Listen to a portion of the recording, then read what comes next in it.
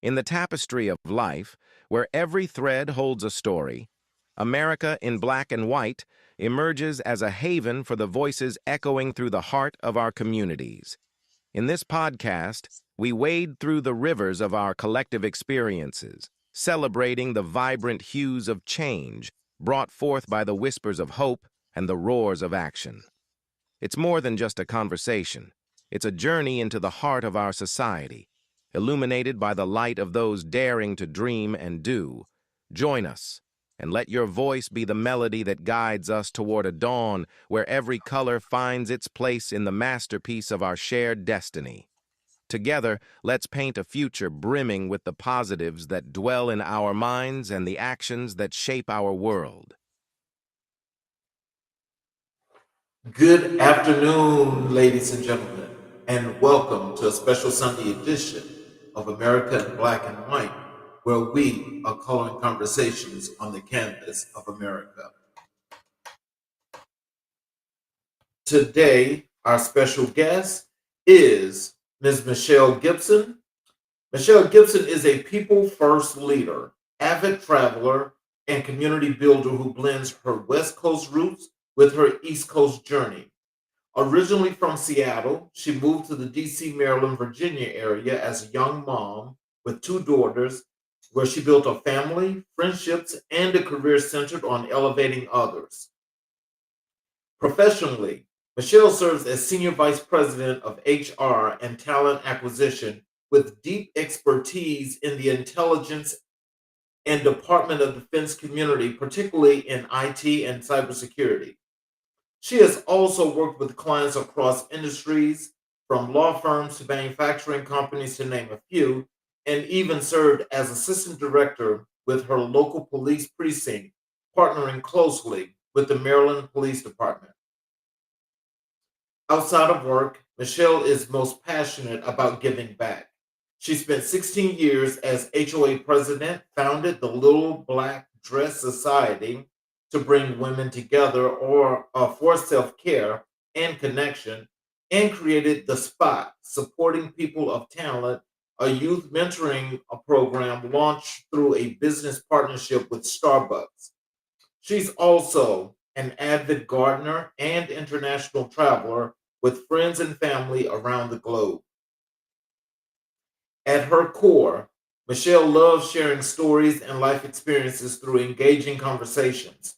She inspires change by helping others explore big ideas and creating a welcoming space for connection, growth, and learning. Inviting conversations, real stories, and big ideas, Michele Gipson creates spaces for connection, growth, and inspiration.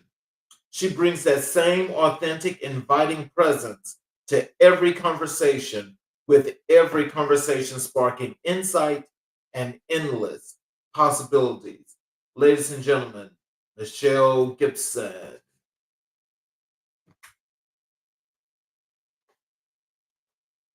Hello? Hi.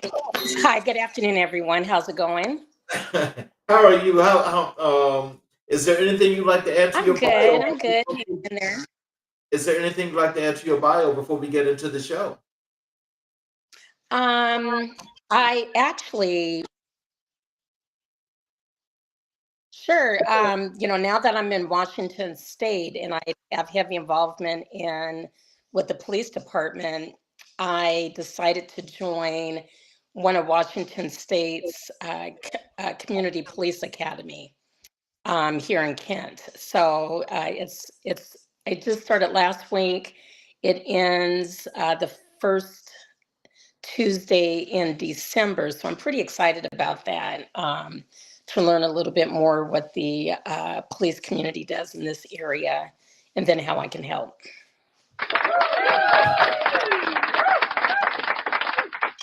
Well, I tell you, it's always good to see the community engagement because that means a lot, especially when we're talking about underserved and marginalized communities. And I want to thank you for those people that have not thanked you yet for what you're doing.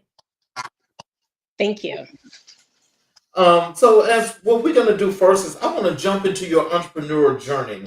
And when we talk about this, what I want people to get, the understanding of you is, you as a business leader, your motivations, challenges, and your defining moments. So, can you tell us what inspired you to become an entrepreneur? So my career started early. I worked with the bankruptcy court, Chapter 13 trustee. So I worked in Seattle, and then I worked in California when I moved there. And after that, I ended up in the insurance industry. So I was at Blue Shield for 18 years and became a licensed agent, was in the marketing department, and then led a team. And then when I moved to the East Coast, I was at the Blue Shield there, and then went to a few other companies. And I wanted to transition myself from the insurance side of the world into get more into HR. So I took classes. I challenged quite a few so that I can advance my getting my degree. And so when I was doing I had to, when I challenged, I had to write like a biography, a timeline of the work that I did. And I actually saw that I was doing a lot of work in recruiting and in human resources. So since I didn't have that particular background, I started to become an independent consultant contractor so that I can gain more knowledge. And then once not only that, but to network, understand the industry. And so once I felt that I was pretty well diverse and accomplished in that area, I decided to start my own consulting company. And with my connections through my contracts, I was able to gain contracts with people that I worked with before. So, can you describe the first business venture you ever launched? The one that I have now, which is Strategic HR Outsourcing Solutions. Okay. Yeah, that was the first one. Okay. So, what does entrepreneurship mean to you beyond profit? It's dictating my own schedule. I am able to, pretty much pick and choose which clients I work with. They have to have the same values as I do, especially around valuing diversity and equity and inclusion. That's a big thing for me. It allowed me to have a work-life balance because I'll never forget one client that I had. They had a big workload. They said they worked some Saturdays.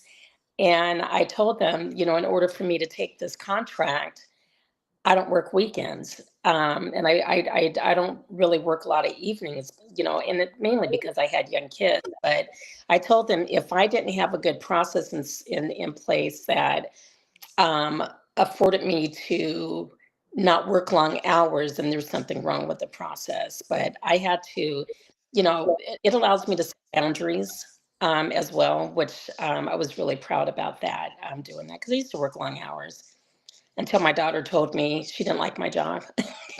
So I had to reevaluate what I was doing, so, and how I was doing things. So, just in thinking about that, because something what you just said in that last answer, which I think is really, really important. Can you tell us how does the work in you deciding to create your consulting firm, how does that relate to your work in the community, to community engagement?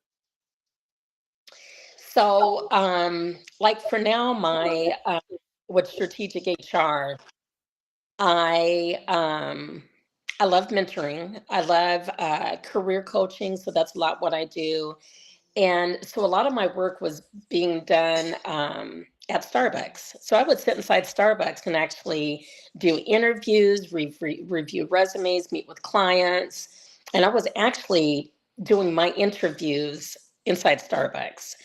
And so I saw a lot of youths that were going in there.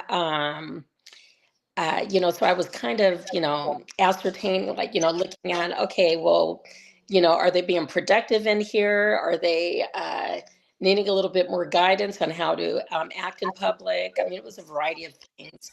And so I was selected by LinkedIn to, as an executive, to be a part of different launches. And so Starbucks was launching a mentorship program, connecting with Coppin State University was one of theirs, and then Baltimore City Community College. They were doing a test mentoring with people in the community and the colleges. And so I was one of the individuals selected to be part of that launch. And, I said, and it was, a lot of it was mentoring, interviewing, mock interviews. And because there was a Starbucks in my community right across the street from a high school, I contacted the director, that executive director over that, and a variety of Starbucks, and said, hey, why are we not reaching out to this high school and starting a program for mentoring? And so from there, I partnered with Starbucks, and it's been going for 10 years. So I just saw a need in the community. Yes, that's great starting them at a college level, but I'm a strong believer in starting them younger and, helping them with their career, helping them with college entrance, and just being a good person in society, and just helping them with adulting. That's the new word that they taught me. I'm Miss Gipson, I'm trying. I'm trying this adulting thing. They still contact me from high school. Now they're out in the work world, and it just makes me feel good. So I just saw that impact and decided to continue with that, because I teach them how to interview, resume writing. I teach them how to start a business, and if they actually want to go further, then we do the second part. I teach them personal. Financial literacy. There's a two-part series to that. We do an etiquette class. A lot of them do the debutante cotillion with a friend of mine that was back in Maryland. I have to figure out here. So I teach them different things that will help them strive as individuals, and then as they go into their adulthood. So, how do you define success in your career? As I define success, not just making money, because a lot of times I don't make the money that I should be, because I'm not greedy with my clients, because then they become repeat customers. But I define success when my customers are happy and when they feel like they're successful. So when I impact and hit my customers' bottom line, that's when I feel successful.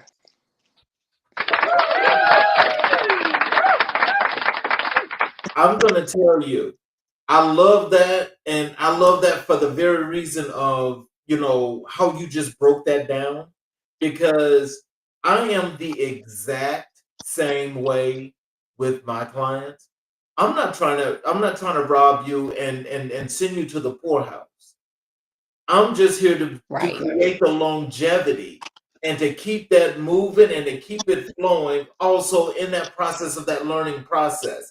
So if you could just tell us what made you or what gave you the idea to create your business success based on that model. I think I've always been, I'm always, I'm told I'm a people person. I love helping people. I help people in the community. Uh, you know, I see a need somewhere, and I always step in, and I'm always in the back end, because I don't like to be on the forefront and people giving me pats on the back, or I don't need to be in the newspaper. I let others be on the forefront and get the kudos and congrats. So, I think it's just me as a person. I've always been that way growing up, helping others. And so, you know, when I see that need and I have an impact, or I drive the person to the right place and they come back and just say that made a difference. That's just been carried out throughout my whole life, even with my family as well. What were some early obstacles you faced, and how did you overcome them? Um, my biggest obstacle, and actually what kind of drive me to leave Washington, part of the reason, I didn't know how to set boundaries and I didn't know how to say no. Um, in my work, in with friends, with family, I felt like I was drained. I was starting to get overwhelmed, and trying to help everyone, and didn't know how to keep that balance and say no. So after a while, I looked at how is it going to impact my kids, and then how is it going to impact me in the long run. And me pushing back was not, oh, I'm not going to gain anything from it, but how was it going to help me keep my balance? So I had to really focus on work-life balance and self-care. That and so even till this day, I even have on my calendar, after this, I have my self-care Sunday. That's giving my own self my pedicure, my red light treatment, whatever I need. I set that time to do my self care, or even if it means me take myself to dinner. So, if anything, I cherish that, and I feel if anything is going to impact that and take me away and take me off my personal journey, then I have to set boundaries. How has your identity as a Black woman shaped your entrepreneurial path? So in the HR world, coming up, I noticed that there weren't many people of color, especially women of color, in that. And in the insurance industry, I was always chosen to speak, and I had to educate people because they would see me in person and say, "Oh, I thought you were white." So I I grew up like, okay, and I had to ask my mom, how do I respond to that? Because she was in the Black Panther, she was a customs officer, she was EEOC. I mean, talk about Black power. I grew up with that, but then it's kind of bizarre because growing up, I went to Catholic school, and then I went to all girls school. And the schools I was at, there were only in my class only one, two, three. There were only five African Americans, and that's it. So, even going to camp, I just growing up, and I'm like, I was a little confused. My mom is all Black power, but she's sending me to these schools, and sometimes I was the only Black in the whole entire school. So, I didn't have to fight for my identity, but I commanded respect, and I learned how to do that growing up. I wasn't a fighter. You can call me the N word all you want, but I kept track. I remember who, and then when it was time, I would talk to the proper people and say, this is what I've been going through. And I did that as a young kid. And then I think it was seeing my mom as an advocate. So I learned how to find my place and command it growing up, especially as a woman of color. And I teach people, and I tell them, you walk in, you don't have to walk in like you own the place, but you walk in like you belong. And that's important. And so I've always done that, even till this day. So, as we mentioned this about identity, what are some things that you can share with the audience that you think is probably some good tips that they should maybe take to measure when those situations occur to those that might not handle situations like you did? So I'm always very transparent. Um, and it's funny, people are like, oh, the Scorpio in her is coming out. Or they say, oh, the East Coast in her is coming out. But I'm very, I'm, I'm very professional, and I don't intimidate. But if people get intimidated about it, then that's on them, because I know how I present myself. But if I don't like something, or if I don't like the way somebody is saying something, and I tell them, don't take offense and don't take it personal, but I just want to, kind of educate you and let you know that type of statement, how it could come across and how it's coming across with me.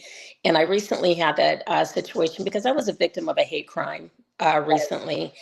And it took a lot for me to stand my ground and break down the barriers, because they were pretty much, oh, just go get an anti-harassment order. I said, no, she's calling me a black N and saying that she's going to kill me, and I'm an N. And I said, and then she followed me and stalked me. So no, it's beyond that. It's a hate crime. And so I had to push for that. And so then, finally they did what they needed to do, but I spoke to the prosecuting attorney, and I didn't like what he was saying. And I told him, and I said, well, I hate to say I'm going to have to disagree with that, and this is why. And he got defensive about it. And the terms that he used, like, oh, aggressive or something. And I said, well, I want to caution you and, give you a little feedback. And I said, because as a woman of color, the words that you are using is a stereotype. And it's something that I don't accept. And I said, and I know that you don't mean any harm, but just to educate you. And I wanted to say, especially a person in your position, I'm the victim. And I had to remind him of that. So it's just a matter of standing your ground. And sometimes you just don't worry about if you're going to hurt somebody's feelings. It's, it's about you. And, when you stand your ground, you're doing it, and you have to learn how to just advocate for yourself. So, what role does innovation play in your business strategy?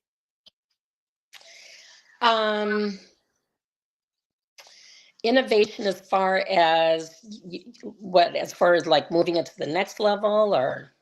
Yes, how you being innovative and creative in your business to have it do what it's doing and to get bigger and better here. How do you strategize with the innovation? So I I stay abreast of what's going on in the industry.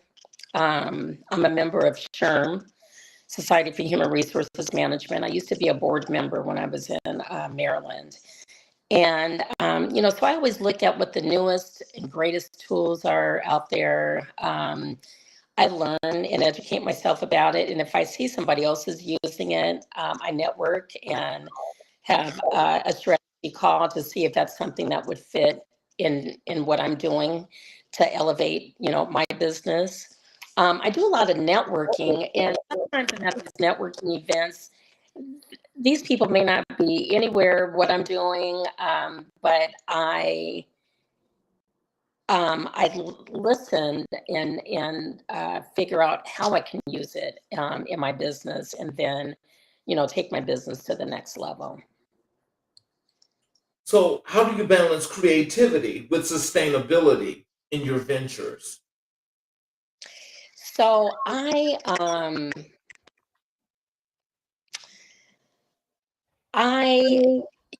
guess my creativity is based on my client. I I kind of shift depending on what the client's needs are, and then I will,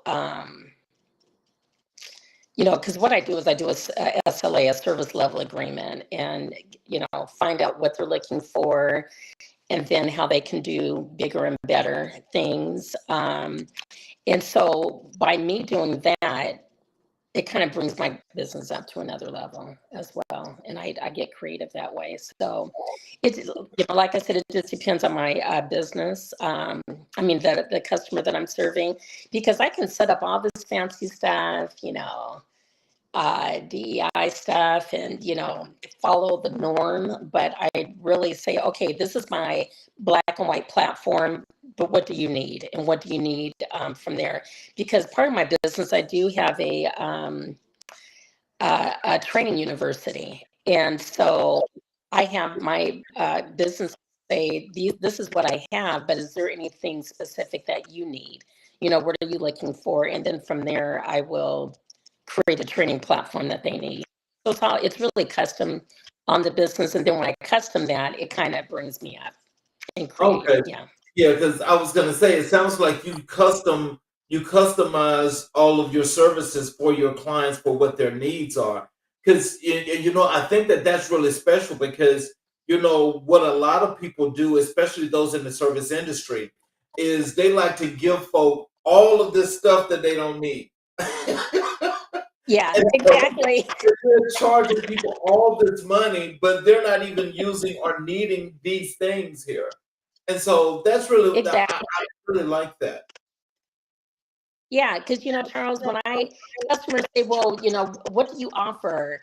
And I'm like, "Well, it's based on what you need. What are you looking for? What are you looking to elevate?" And I may be in a meeting and overhear a conversation, and if I feel I have that skill to help them, I Mhm. say, hey, this is what I can offer to you, and I always say no extra charge. And like a mentoring program. This one company wanted a mentoring program, and they didn't know where to begin. I said, I've done plenty of those. No extra charge. Who do I sit with at the table and get one going? And so that's what I do. Mm. So, what's one lesson you wish you had learned earlier in your career? Um, so I was at Blue Shield, like I said, for 18 years. Well, 15 in Seattle, and then 3 years in Maryland. And when I left Blue Shield, that was like family. It was, we had a large number of employees, but it was more the dynamic of the company. They were employee centered, so employees have the opportunity to speak and impact changes. They surveyed employees. And so you felt a part of the company. You felt like the company belonged to you. And that's kind of, beside the bankruptcy court, that's kind of where I grew up as well, in my career. So when I moved to the East, when I went to the East Coast, first, I'll be honest, it was a culture change for me. It was a huge culture change. And so I was looking for that same dynamic family. So in the beginning, I kind of struggled looking for that same exact company, and it doesn't exist. And so I said, I had to. So I struggled with companies, and then I think too that's kind of made me like, well, I'm going to become my own employer and make it for people that work with me, create that same environment that I've been looking for. So I struggled a lot in the beginning because it wasn't where I came from. And so it took me a while to figure out, you know what, you're not going to find it. Look for different things, and then see how you can impact and maybe make that change in the company, but don't expect them to be there. So, how do you mentor or support emerging entrepreneurs? So I do have this thing called, I created a thing how to start your own business. And so when people are saying, hey, I want to start this business, or I have this business. And I'm like, oh, okay, good, great. And they said, but I need help. And I said, you have your business plan. Did you register? Do you have your EIN? And I found that a lot of people feel just because they call, they're making a t-shirt and they call it XYZ, they started a business. I tell them that's not really a business. So let me get you started with, the fundamentals that you need. And I asked and I said, do you want to elevate a little bit more? And, this is what I can do for you. So I do meet with a lot of people one-on-one that want to start their business. And it's funny, they said, oh, I guess her really didn't have a business, And I'm like, don't use, at your gmail.com when you're, going after business. Create a, a business website and, create a professional email. And don't put on there, love you more, have Donald Duck at gmail.com, so I, tell them, I look at and I don't criticize them, but I tell them, okay, well, this isn't going to attract people. This is what you want to do and why. And then from there, I just take baby steps with them and see if they're ready for the next level. And they still they contact me and say, okay, well, I'm looking at changing, what are the steps that I should take? So I don't try to take over their business. I just see where they're at, see what they need to fix to get where they're at. And then once they've done all that, find out, now are you ready to go to the next step? I don't overwhelm them because it can be very overwhelming. What's a moment in your career that felt like a breakthrough?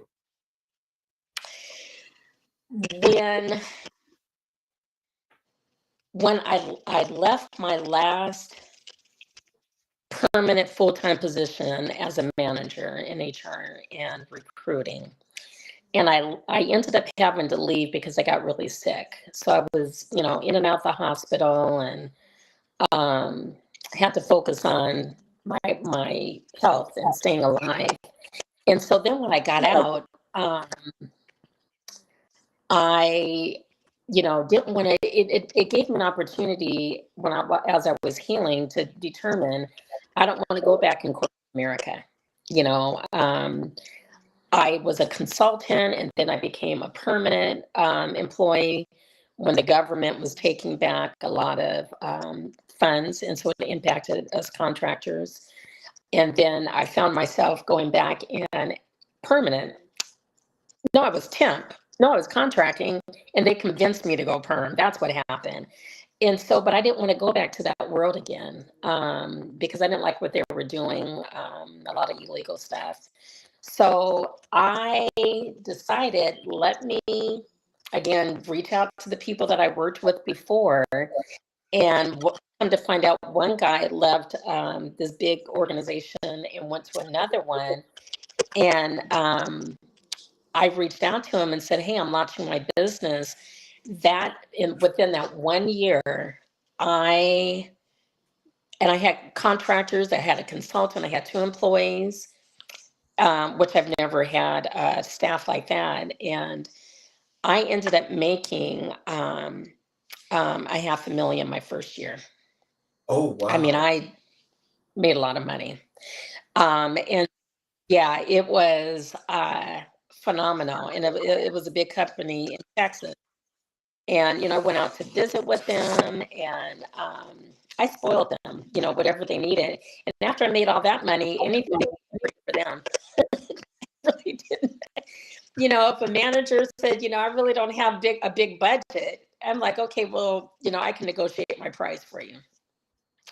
So that was a big breakthrough for me because that was a phenomenal company that I worked with. I mean, a big one. So how do you stay grounded while leading and growing? Oh, you kind of broke up. Did you say, how do I stay grounded as leading and growing? No, how do you stay grounded while leading and growing? Oh, okay. Well, I have this, I always believe in staying very humble. because I feel the higher power can take any skill away from you in a heartbeat. So I, I look at my wins as success and just a motivation to keep going. I've never been one to be cocky or arrogant or flashy, although I like dressing nice and I like nice things. But I don't brag. I guess I stay humble and I celebrate my successes in silent or with the staff, and so, and then as I'm growing, I make sure I contributed to those that help me grow, whether it's the consultants. I've had 6 consultants work with me before because I had a lot of high level positions that were challenging. And then I had a graphic designer and then an admin assistant. So I've never taken the glory and the praises. I help elevate them and always put them on the forefront. So I think that's always helped me to stay grounded because the carpet can be pulled from underneath you at any time. And because I think when people aren't grounded, sometimes without knowing, they step on other people's toes and put other people down. And that's just not me. That's not the person I am. Right. So, what's the biggest risk you've taken professionally? Um,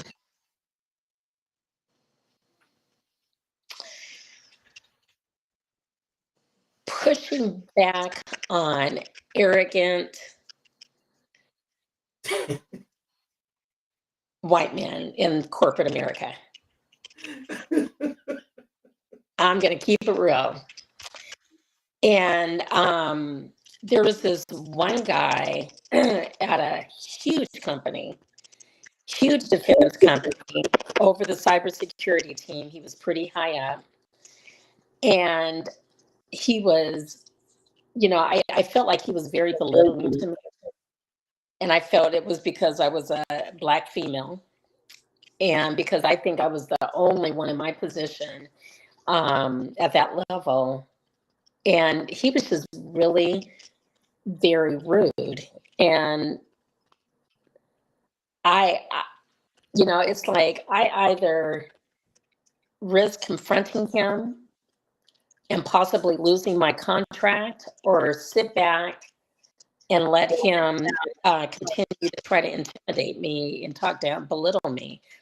I'm not one for taking anybody to belittle me. And so I had a very candid, professional conversation with him and told him things. And I presented it not from how he's making me feel personally. I told him things how he was making me feel from a professional standpoint. And then I had to break things down to him from an HR perspective. So I didn't do it over the phone. I didn't do it by Zoom.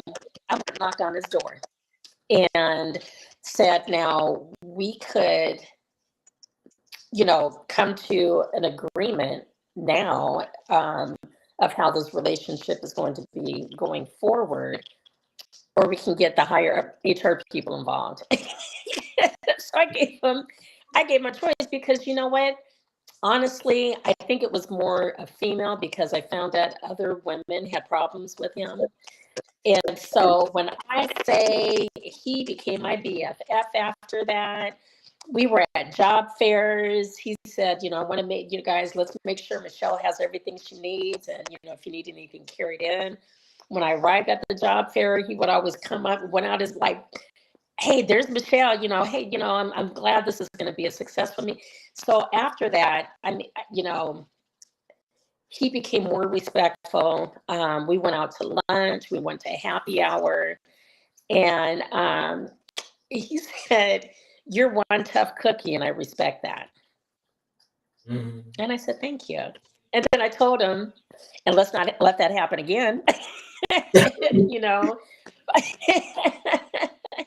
So yeah, but that there,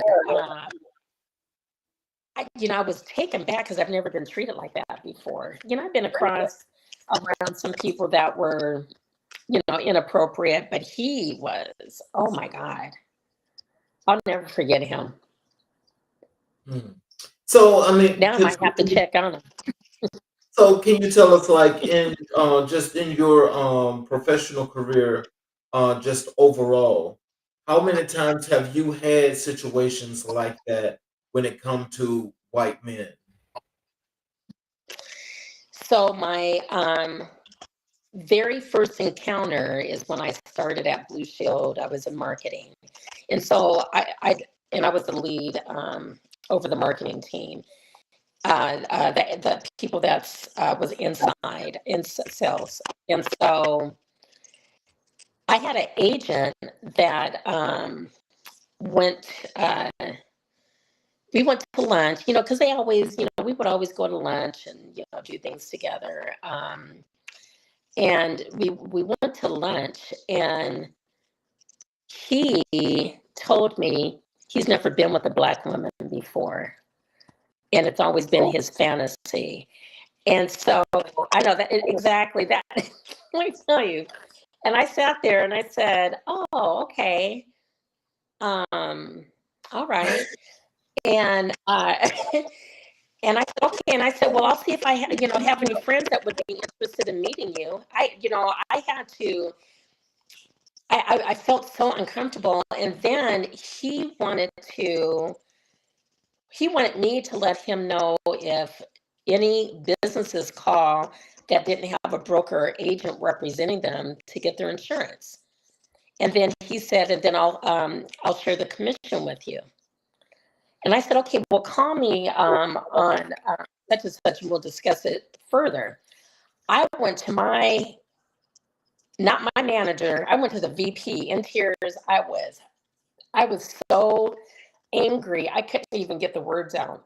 And I went directly, we all had a good relationship working there. And so then it got trickled down to my manager and and everybody else. And so for that scheduled time, we turned on the recording and recorded the call. And I didn't approach him and said how he was inappropriate talking to me like that right away. After we recorded his call, I told my VP and other management that I want to have a conversation with him, because I felt that if I didn't talk to him, it was going to be eating up inside of me and maybe affect my future business relationships. So he was like one of the bad ones. And then I had this other guy tell me, you're sending me a lot of females to interview. And I said, well, I'm sending you the best candidate. And he said, and are all of these foreigners? And I said, again, I'm sending you the best candidate. That's a requirement. And he said, well, I want you to start sending me more men. And I said, and that's illegal. And that's not how I do business. And so I had sent him the requirements for discrimination in the workplace and recruiting. And so I sent that to him in an email and said, our business's model does not mesh. And what I need for you to do to keep your business from any legal issues, carefully read the law. And I sent him the law, and I told him all the best. I wasn't doing business with him anymore. Then I had that other gentleman, and then I had my other boss at this other company. They would always want me as the Black female to talk to the Black people when it came to disciplinary. And I said, no, I'm not going to do that. And then one time I was standing next to my VP, and he made a comment about one of the employees behind.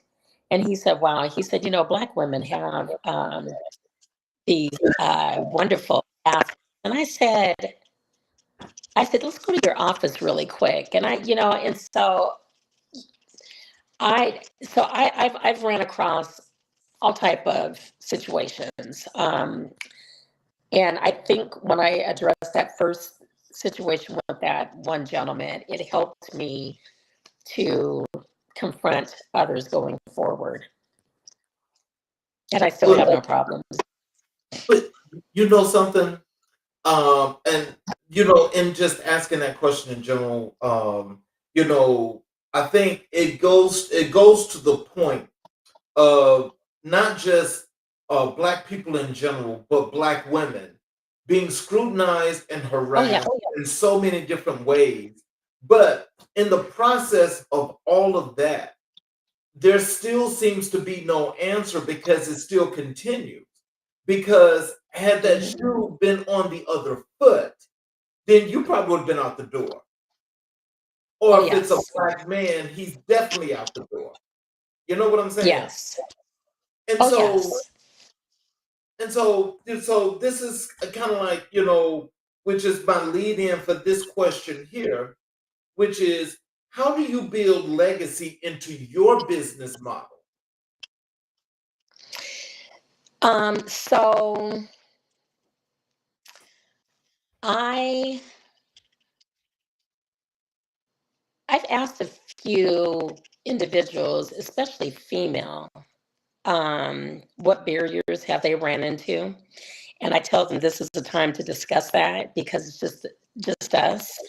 And, and I tell them my story to help them feel comfortable opening up and telling theirs. And so, from that, people come to me about situations.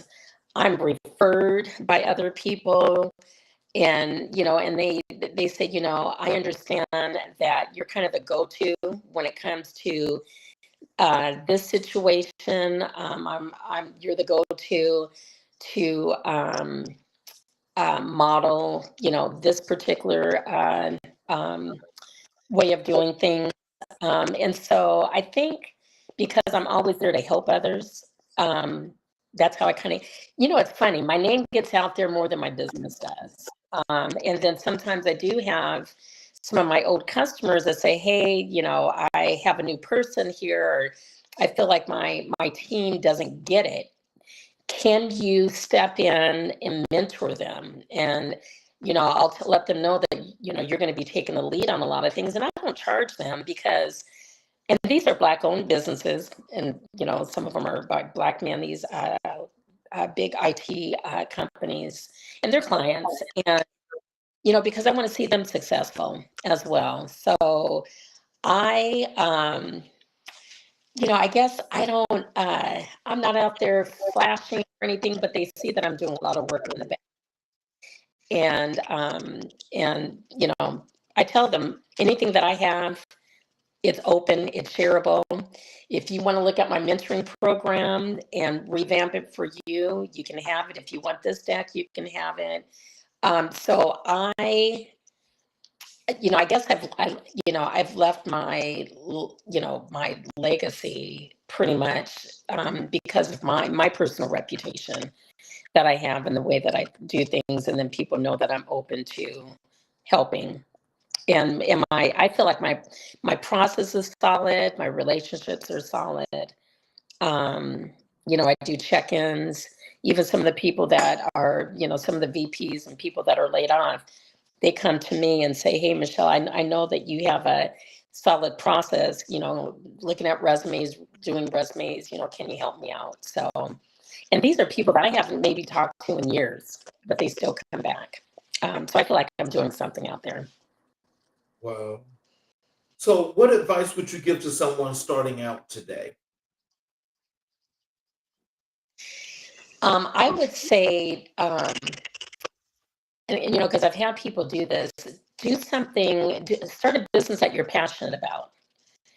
Not do something that, oh, this is going to make me money, and you don't know anything about it. Do something that you're passionate about, because when you're doing something that you're passionate about, you're a lot more successful, and you know what you're doing. I could not start a I could not start a like a, I don't know, photography company, because I don't know anything about photography, but I love doing, pictures with my phone.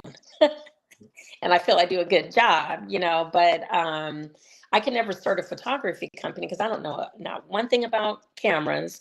I don't know anything about angles, develop, any of that kind of stuff. And I don't know people in that industry. So, do something that you're passionate about. Take your time. Because things, and don't get frustrated, because starting a business doesn't happen overnight. Just because you have a name, you get this at gmail.com email, and they're calling you on your personal phone. That's not starting a business. You need a website. People need to know, okay, this is a legit business. You have a legit email, you have a legit website, you have a legit phone number. I know like T-Mobile has where you can call their pay $10 a month for another phone number, and it rings to your phone, your main phone. And then if it goes to your voicemail, it's going to go to a business voicemail. So, and that's just $10 a month, or just go out and add another phone line, a phone. But I always tell people, try to have a separate phone than your personal phone, so that you can answer it properly. But I think a lot of people rush to start a business, and then they fail because they don't set it up properly. And I feel that people of color fail to do marketing. I think that's a lot of times the downfall that we have, is marketing our businesses. But again, it's not gonna happen overnight. They just have to be patient. Well, now as before we transition over to our next part of the work that you do, I want to tell you that I think I want to I appreciate you sharing, your entrepreneur journey in this way, because I think when people can get the real experience and understand what the experience of, let's say, someone like yourself, and how things started for you and how you were able to escalate what you're doing based on how you feel, much as you say, you're passionate about the work that you do. So, I think that's really something that's going to help this audience a whole lot. So let's talk a little bit about your community engagement and impact. And what I want the people to get from this is, your work in civic spaces, your grassroots efforts, and your healing centered leadership. So, can you tell us, what does community engagement mean to you personally?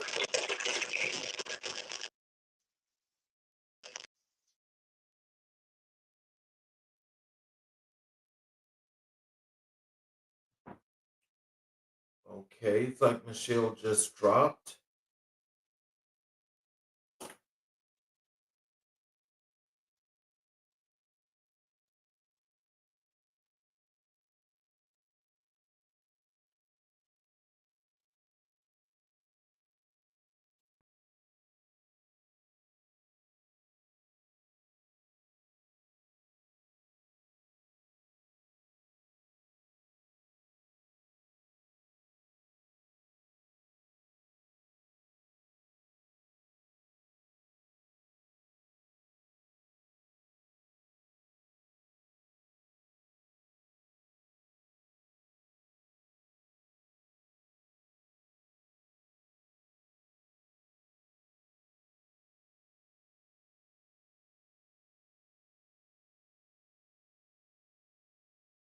Let me see if I can get Michelle back in here.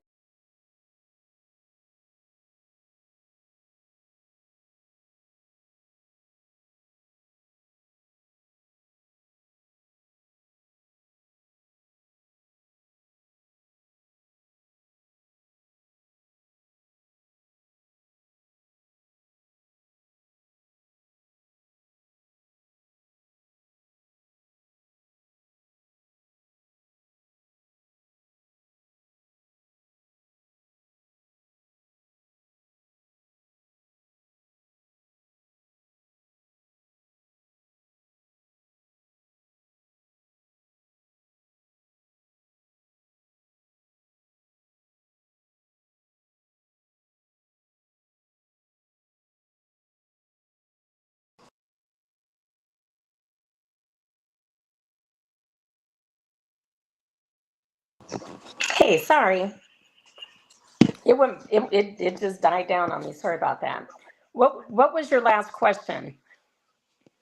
I was asking you, what does community engagement mean to you personally? It's to me, um, personally, is it's well, it's important. I think it helps to build relationships. Um, and when you're engaged in the community, not only it's helping others, but then you can also help make an impact of what's going on around you. I like to I like to know my environment. I like to play a role in my environment because you know, it helps to break down barriers, and you just help to shape the community. Okay. I'm a big advocate for that. So, how did you first get involved in community work? So I think a lot of it started volunteering at my kids' schools and then creating new programs at the schools. Um, and then from there, you know, because then I got to get to meet the teachers and other parents in the community. And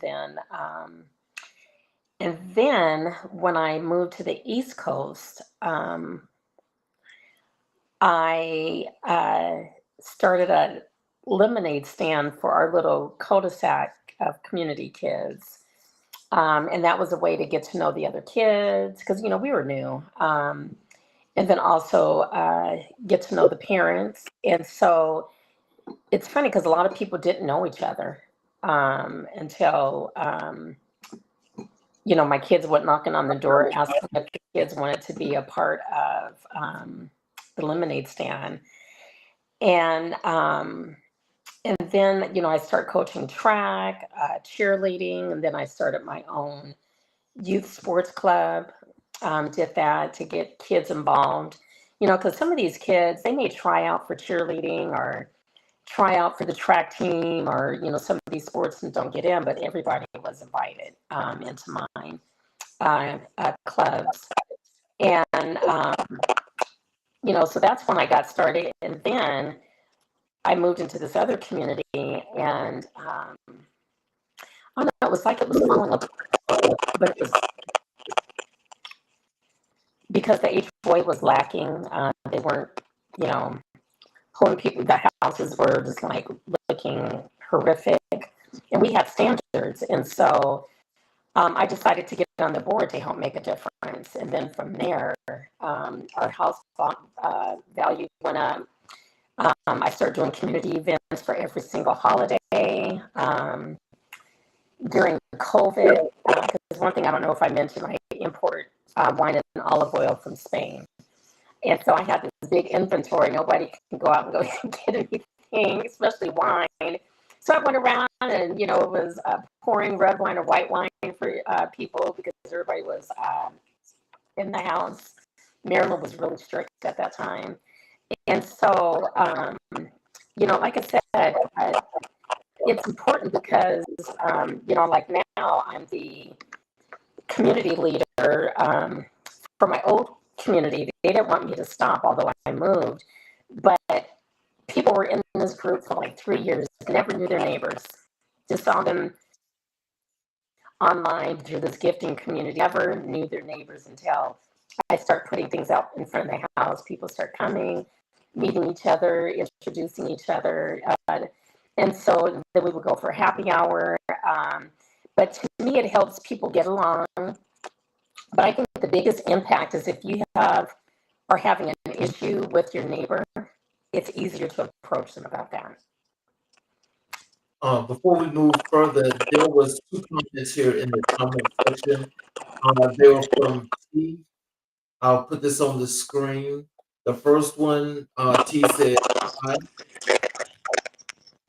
And the second one is, we were talking about barriers. She said that I have some barriers, and I guess she started to comment, but she didn't get a chance to complete it. Okay. And so my next question for you is, what's a project or initiative you're most proud of as a community project? The SPOT mentoring program, the Yeah. partnership with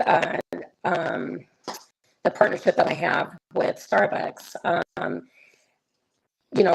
started, God, this is our 10th school year. And when I say that it has impacted students, everybody got into college. We got everyone an internship. The parents were appreciative of the program, but the mentors, I was just there as their cheerleader because I didn't have a mentee, so that I can run the program and get involved. But a lot of people, industry leaders, love it, and I've been able to get like Wells Fargo involved, huge law firms involved, some of the legislative politicians involved, police department involved.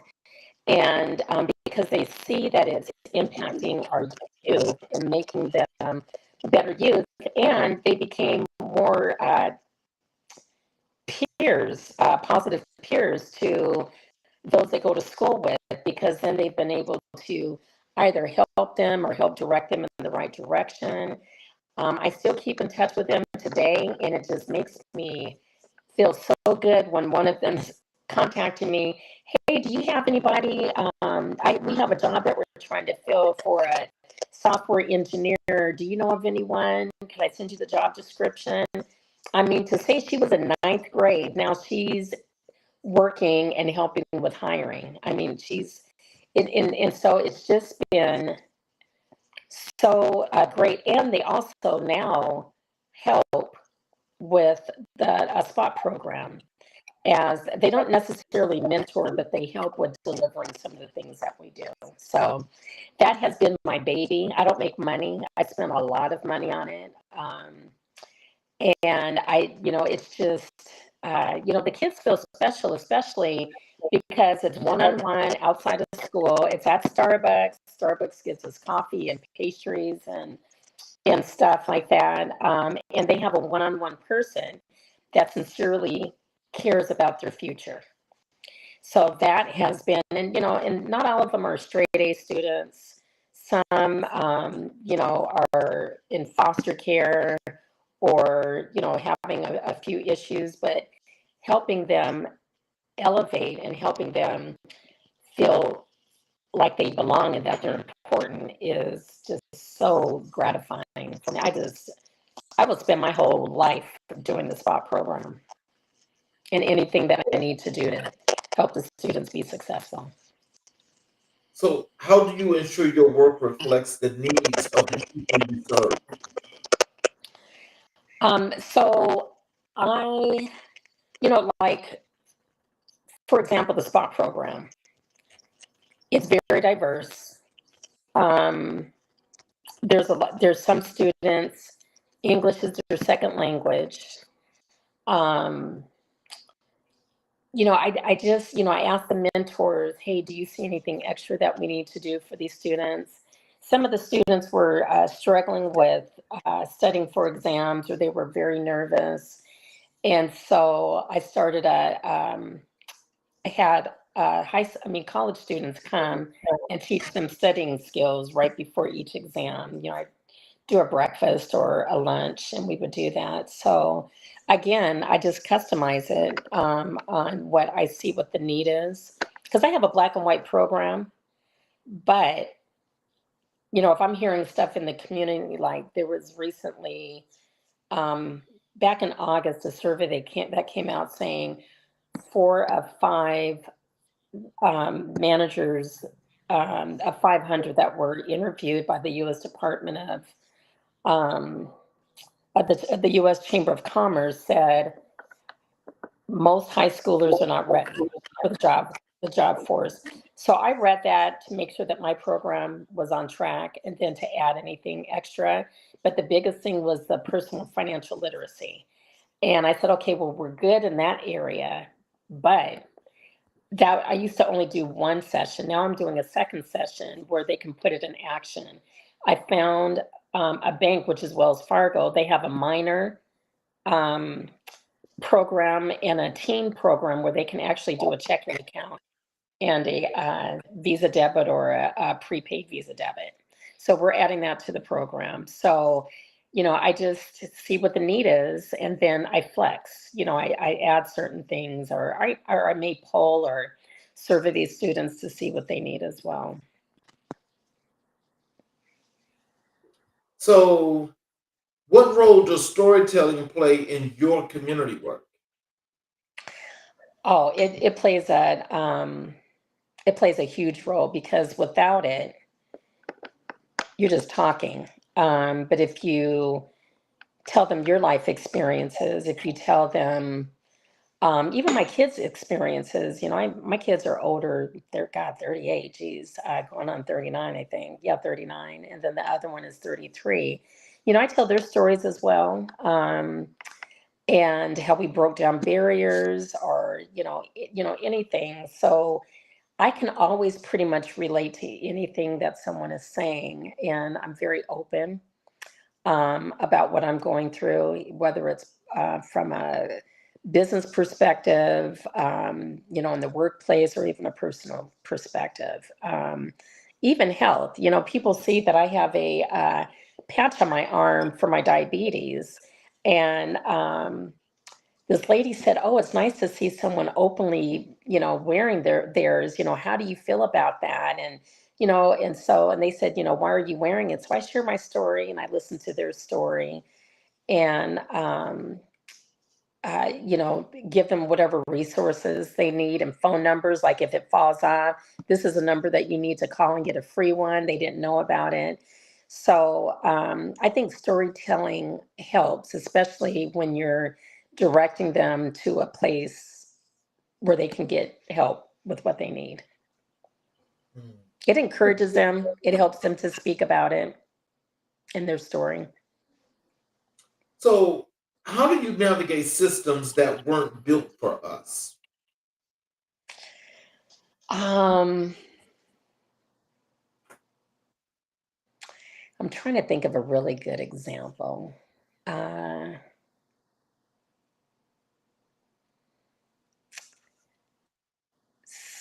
So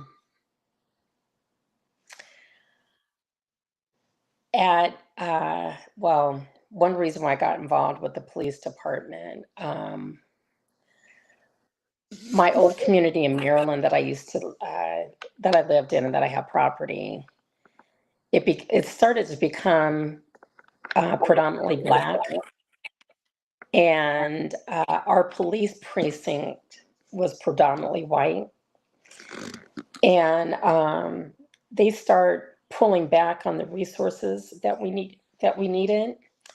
And so we start getting more people from the city coming in, breaking into cars, stealing. Starbucks was held up at gunpoint twice. The second time I was actually in there. And the community started to feel like we didn't have the police presence like we used to, which is why people are taking advantage of this. And I used to, and when I first moved there, I'm like, yeah, they're not, they used to sit in the parking lot of the big shopping center, sit inside a Starbucks getting coffee, or sit on this one corner place to have breakfast or have coffee. So I, after that holdup, I mean, that was like the scariest thing, because the guy was standing next to me with a gun. And I can tell he was a young guy. And so I went to the precinct. I'm like, help me understand what's going on. We are experiencing more crime in our community, and the police aren't present. When you call, they take forever, or they don't come. And I'm like, that's not acceptable. And so they directed me to this community guy. Now, he was a Black guy. And I told him, I want to get a report for our neighborhood to find out whether it was a call for service or someone came out. I want to get a report and help me understand this report. So I start looking at the report monthly. And then I met with the captain, because the guy said, "Oh, wow, you want to go high level?" And I'm like, "Yeah." I said, "Because this isn't acceptable. You know, we pay a lot of money for these homes and we deserve." Now, mind you, Green Spring area, oh God, the police are always there. You know, it's like, constantly going, in that area. And so I met with the captain of the precinct and told him my concern and said, "Well, I think I speak on behalf of the whole entire community. This is what we expect." And then I got our uh, politician involved, our for our district, and then this other lady involved. And I told them, this is pretty much the demographics of our community. You can easily come to the meetings and you can see the demographics. And so I said, I want to have a community meeting. And I said, and this is what I expect. I want you there. I want this sergeant there that is over this department, traffic department. I want the chief there. I told him, I want this person there. We had the people from the shopping center that was becoming a big issue. We had those people from Chicago come in, and they were on the panel. And do you know, Charles, kid you not, I got like 800 or more people at this church, this Black church, owned church, let us use their church. It was full. It was packed. And so, a lot of businesses there, they were Black owned businesses. And so I told the businesses, you guys need to be there. You need to be present. And so we can hold these people accountable. So that was a huge meeting. And we start holding them accountable. And then they promised to have more presence. I went to all the different stores in the shopping center and asked, what can the officers get for free here? A lot gave them coffee and pastries. They gave them, they can come in and get a free dinner or a lunch. So, and I gave them a list and said, plaster this and send this to everybody, and we'll put them up and let them know we need you here and we'll feed you and give you something. So that was a big success. And people were very transparent and said, we're a lot of Black owners here. We have a lot of Black homeowners here.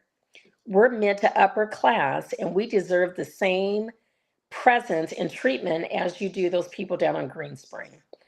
And so there was a lot of accountability, follow-ups. I started Coffee with a Cop at Starbucks. That was very popular. We did those every quarter. And then I did a check-in with all the other board presidents around to see how they felt was going on in their communities. We only had one apartment building that was there. And Lord Jesus, they had more issues. I mean, those kids were horrible. They had a lot, and that's where a lot of people were coming from as well. So I was able to get and it was the majority African Americans there. And I told them the perception that you're giving us is that, well, we don't care. They're just Blacks and they can figure it out on their own. And Black on Black crime. And so I had an officer assigned to meet with that property manager every single week to see where the problem places were, where the problem kids were, the problem apartments, and they start cleaning house. So that was a huge undertaking, but it was very rewarding because it empowered homeowners and community leaders to hold the police accountable, and then also to, stay in touch with them as well. And so, yeah, it was, and I still keep in touch with that that chief, no, or that captain. He just sent me an email last week. But yeah, so that was a huge thing, huge. I encourage everyone to do something like that. So we also spoke about Black history because we do Black History 365.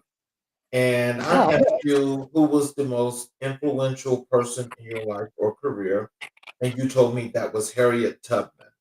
yes. And can you tell us, when did Harriet Tubman first become a figure of influence for you? When I moved to Maryland, and my kids' school for Black History Month, they had a school bus. Well, one of my daughter's class, and then my other one with hers. But I went, and the school bus went around to all the landmarks in Baltimore that was impacted by slavery. Um, Over not far from the harbor where Port Discovery is at across, there was a platform that used to be used to sail the slaves that came in on the harbor on the boat. I mean, it was, like I said, it was a culture shock because we just moved there, and I never knew about anything, and they didn't teach anything like that growing up here in, in Washington State, or for my kids. I mean, it was just like mind boggling. I mean, just mind blowing. And just intriguing. And so then I made sure every time someone came to Maryland, they had to go to the Great Blacks and Wax Museum in Baltimore. I said, it's in the hood on North Avenue, but we're going. I said, because it was so much rich history. And so when, and everyone can laugh because I got a chuckle out of Charles, but when I found out about when I my thought of the Underground Railroad was actually a railroad underground, transporting slaves on a train or something, or one of those little train things that have like a little box. I did not know that they had certain landmarks where, like we went to this church, and they showed us where the slaves would, like, they would go through the Underground Railroad. And I'm like, well, what are they talking about? This is a church. And so so I'm like, well, what's an Underground Railroad? How could a railroad be here? And they said, oh, well, Miss Gipson, well, Daniels back then, really what it is are their tunnels. And so here at the church, here's the fireplace, but they would go, it's a tunnel that went to the next tunnel. So that's the Underground Railroad that they're referring to. And then when the slaves would go through, they would light a fire because, to hide the actual tunnel. So so then I started doing a little bit more history about her. I think I was intrigued and just like, this lady is dynamic. That she was getting people out of to freedom, but then she was going back. She had an opportunity to make history, get some people out of to freedom, and then say, hey, we made it, and make a name for herself. But no, she risked her life to go back and continue to get more people out of freedom. I commend her for that. I know that you have the Rosa Parks and on the bus and all that, but that to me was phenomenal because she had an opportunity to be free, but she risked her life to keep going back. So, what aspects of her legacy resonate most deeply with your journey? I when I see that there's a need for people, I help them to that next level or get where they need to be. But then I keep going back for more. I get that gratification. I could only circle myself around successful people, get them there, and then we're having a big party and celebrating. But I let them celebrate and keep giving them kudos and keep checking back. But I go back and pull more people up. So I just believe in elevating everyone where I see the opportunity. Not everybody wants to be elevated. I plant a seed. And I tell them that opportunity is there when you're ready. And I'll check in on them, maybe go to lunch. I don't pressure, but I believe in get you up to success, pull more people up there and going back for more. And so I see that's where she's impacted me in that way. So, can you tell us, how does Tubman's courage inform your approach to leadership? Uh, you know, just like I approached racist white men in the workplace, I stood up to them and commanded respect. And, I guess that's always been my stance, not only growing up, but also in the workplace. Just, you know, I just looked at her. She just had this certain command, and people trusted her and followed her, knowing it's dangerous along the way. And so I feel that I do that in the same way because it's scary, going that path because it's unknown. You don't know if you're going to be successful or not, but it's there. And I try to just, keep people encouraged to go there. In what ways do you see her spirit reflected in your work? Um,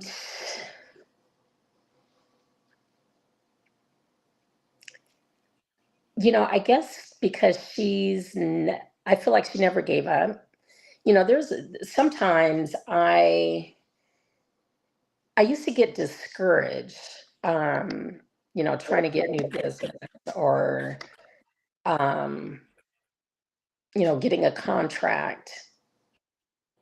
But, she never gave up. And I mean, she kept going.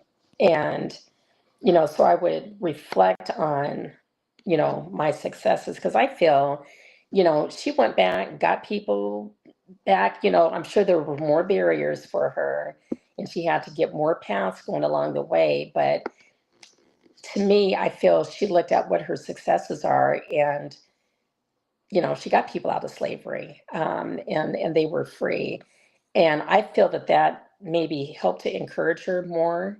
And not only helped her, but then also knowing that she can get other people in that. So I stay encouraged. Once I feel like I'm overwhelmed, I'm like, okay, do I really want to keep doing this? I have to stop.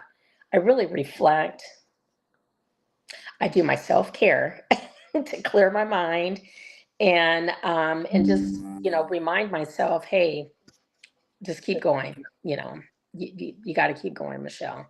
So I don't force myself. I have to get myself mindfully ready. And then once I'm there, um, I just keep going. Wow. I think as we talk about Harriet Tubman, and again, as you mentioned, just your situation in general, that is from dealing to the barriers, then also how you got involved in the work in the community. You know, I think there's a lot of similarities, and I think as you're going through this and you're talking about this, but I'll just say one thing that I see that I think is really, really a tall thing for you is just your ability to reach back and to pull other people forward. Thank That's you. that's really, really a wonderful thing. Um, what lessons from Tubman's life do you carry into your business decisions? Um,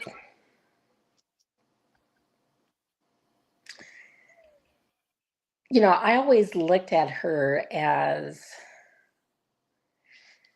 a fighter and anything's possible regardless of her color.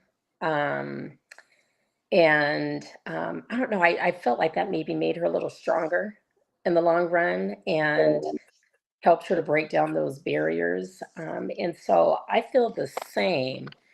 And when I come across those barriers, I guess I have that attitude, bring it, because I'm ready. And I feel like,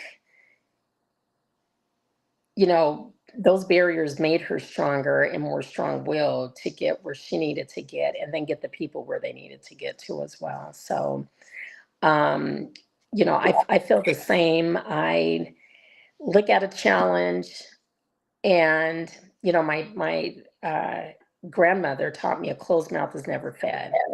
And so I do, I keep going. I just, I break down those barriers. I don't let them intimidate me. And yes, if anything, it does make me stronger. And I look at things like, well, damn it, I deserve it just as much as the other person. And I guess I go on with that attitude. And I guess that's where my arrogance comes in. I deserve this too. And I go in with that self-confidence, and if I'm shot down, I'm shot down. Thank you for your time. And here's my card if you need anything else, or think of anything, or if you want to, run an idea by, no charge, give me a call. I always say that, no charge, free of charge. But yeah, I don't let barriers, and I think if anything, it makes me more put my superpowers on, and like, okay, are you really ready for that challenge and to go there with me? So yeah, and sometimes I sit back, and I let people dig their own grave, but that's me building up a case when I need to. But yeah, I just keep going, and I can't begin to tell you. I mean, the fact that they were under the ground and going through, I mean, just it was just amazing, her journey. And I feel like I've been going through the same journey, not only professionally, but personally, in my personal life, because I faced massive racism.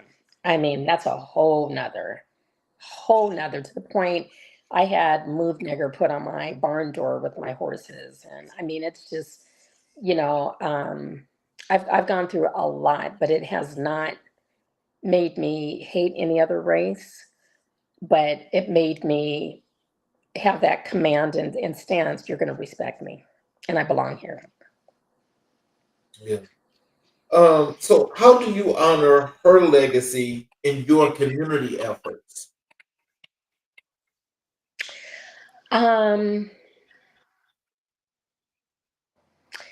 I guess I keep saying elevate, because that's what I feel like she did, is elevated people, whether it's, it was encouraging them if they didn't want to go. Uh, you know, I guess she just had, still, gave them that support. And I guess I still do that in the community. I'm just out there, to support people, let them know these are your options. I'm there to support you. Get to that, get to that point. And, especially with the students, I tell them, you can do it, don't compare yourself to anybody else. It's important to know that you're an individual. Everybody is different, and your success is not dictated by somebody else's success. Um, and some kids, even if they don't want to go to college, I support them working. We don't push people to what we feel is going to be successful. We look at what they feel their journey needs to be and support them along that way as well. So, And final question for you. What does freedom mean to you in the context of Tubman's legacy?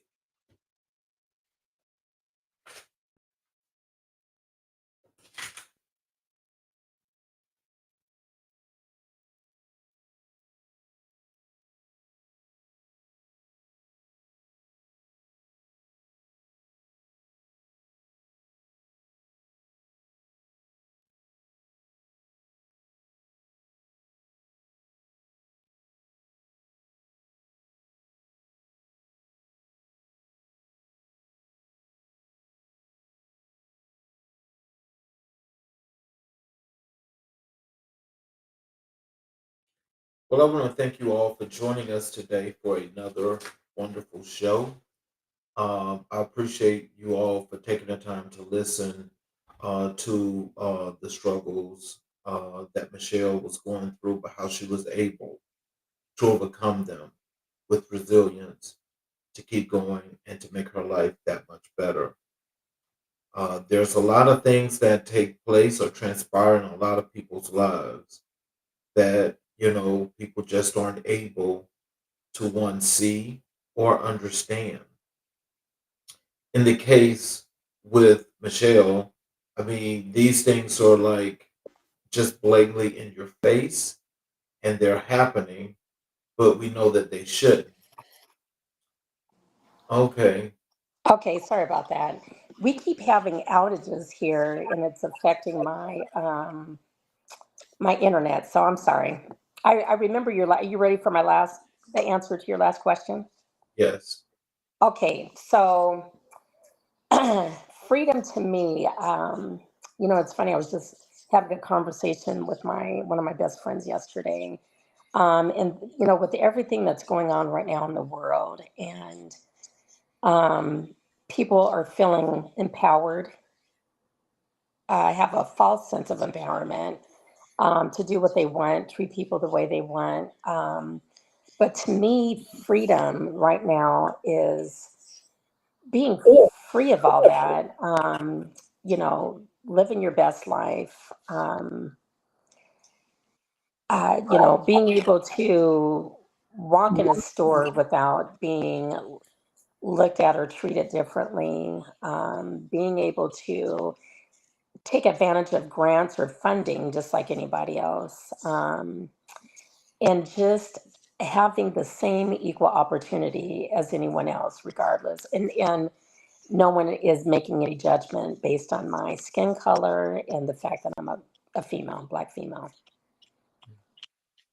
So, what are some words of wisdom and encouragement that you would like to give our audience in closing, as well as how to connect with you on your social medias, your website, all of those good things? So I strongly encourage people to get involved in their community. Um, you don't. It doesn't have to be anything granular, but just know your surroundings and determine how you can make an impact. Get to know your neighbors. Get to know people in the stores and just in the area. Get your name out there that way, and don't be afraid to do it just because of the color of your skin, or the fact that you're a female or black male. You know, people have these biases, and but don't let that dictate how you operate. Um, be fearless. That's the biggest thing. And if you're looking to start a business, you don't know where to start, or if you want to start small, do it where you're passionate. And I used to tell people, uh, do a job that you love and you'll never have to work another day in your life. We lost some people in our some people quit because they were just working to get a paycheck. Work to work not for money, but for your career. Um, the sky's the limit and you just limit yourself. People say, oh, there's a glass door. No, there's not a glass door unless you accept it. So, um, be fearless. That's the biggest thing. And if you want to get a hold of me, I'm on Facebook, but because of my clients, I have to watch people that I connect with because they do look at our Facebook pages. We get, uh, they want to know who's on our page, but LinkedIn um, is a good way of reaching me. My face isn't on LinkedIn, but that's my spelling, Michelle with one L, Michele, and then GIP is in Paul, SON. And you can send me a private message once we connect. And then I'd be more than happy to have one-on-ones and, listen to your story. You can hear more of my story. If you're looking to start a business, I'd be more than happy to help you with that journey. No charge. If you need career advice, if you need your resume looked at, I do that for free. If you need to prep for an interview, I do that for free as well. Well, I want to thank you, Michelle, for spending this time with us. Oh, you're welcome. I think it's been very, very enlightening. And, I think your story is one that has more than resonated with our audience because when we talk about community, we mean community.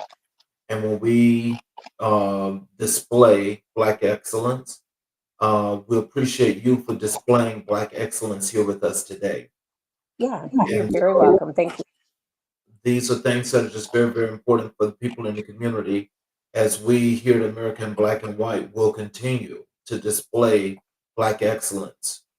So I want to thank you and I want to thank everyone that was out there watching.